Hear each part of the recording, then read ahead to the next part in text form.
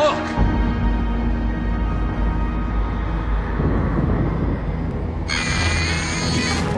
Get some help!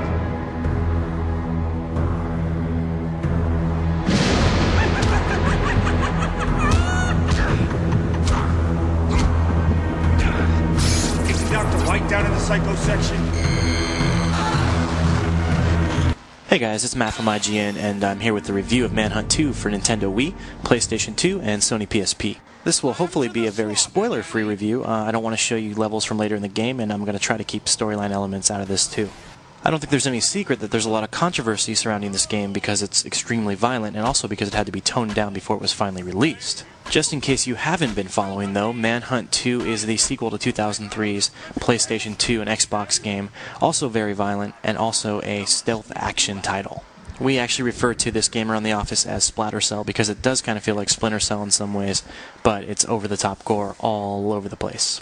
In Manhunt 2, you take on the role of Danny Lamb, a one-time scientist who has for some reason become involved with the Project, which is this seedy organization whose government funding was pulled because of its horrific experiments.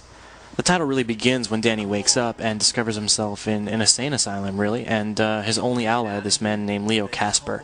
So the two of them go through this asylum and then eventually make their way out into the city beyond. And to do that, a lot of murder has to take place, basically. As I said, Manhunt is coming to PS2, PSP, and Wii. For the purposes of this review, though, we took a look at the Wii version. And so you're going to see that all the footage we have actually shows off the Wii control scheme. That being said, the content is basically the same between all three versions, so if you're a PS2 owner, I think you're still going to get all you need to get out of this video review. To really simplify the process, in Manhunt 2 you run through environments, you find weapons and items, you hide in the shadows, and eventually you sneak up on enemies and murder them in really gruesome fashion. If you played the original Manhunt, the control setup is about the same. An on-screen radar shows you where enemies are and also shows you the radius of your own sound as you move through the environments. If you carelessly run about, enemies will eventually hear you, and sooner or later you'll be forced into melee combat. If you're a smart player though, you will actually sneak. You'll stay to the shadows, and that'll get you the jump on enemies. Danny's loosely moved through the environments and can feel a bit sluggish here and there, but for the most part, he does control adequately. He can climb objects, he can strafe against walls and peer around corners, he can use context-sensitive items, and he can use projectile weapons too. It's when you're in the darkness, new weapon in hand, and you're approaching an enemy from behind that the game really feels intense, and it's actually a lot of fun. The stealth mechanics in Manhunt 2 are much more enjoyable than the action ones for a few reasons. First is that when you find yourself, surrounded by 3 guards, the camera system usually breaks. You'll never be able to get the appropriate angle, and you're eventually just going to have to run for your life and start over again. Second is that group AI usually teams up on you, backs you into a corner, and beats you to death before you have a chance to even get up again. And third, all those deadly weapons which do so much damage during the executions are, far less impactful, let's say, during melee combat.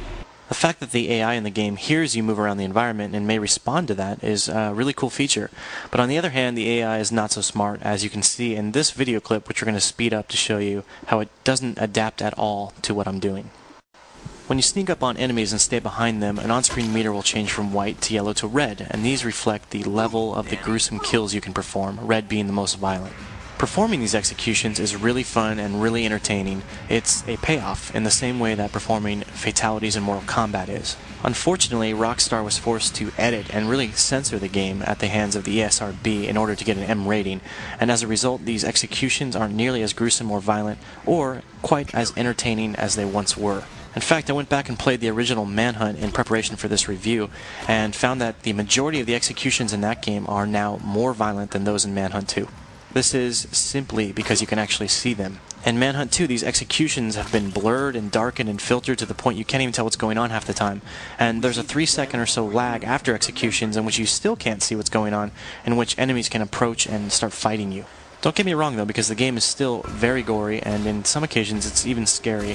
I would still rate this as one of the goriest, most violent games on PS2 or PSP, and certainly on Wii. To top everything off, Manhunt 2 features a storyline and an atmosphere that goes a little extra. You've got characters with smart voice work, and a wide variety of environments to explore, not to mention, like I said, some real scares here and there in addition to the gore. Plus, the storyline is not quite as predictable as you might think.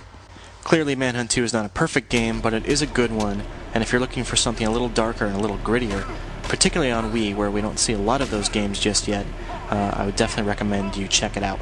IGN's PlayStation team gave Manhunt 2 a 7.5 on PS2 and PSP, and I've given it a 7.7 on Wii due to the more interactive control.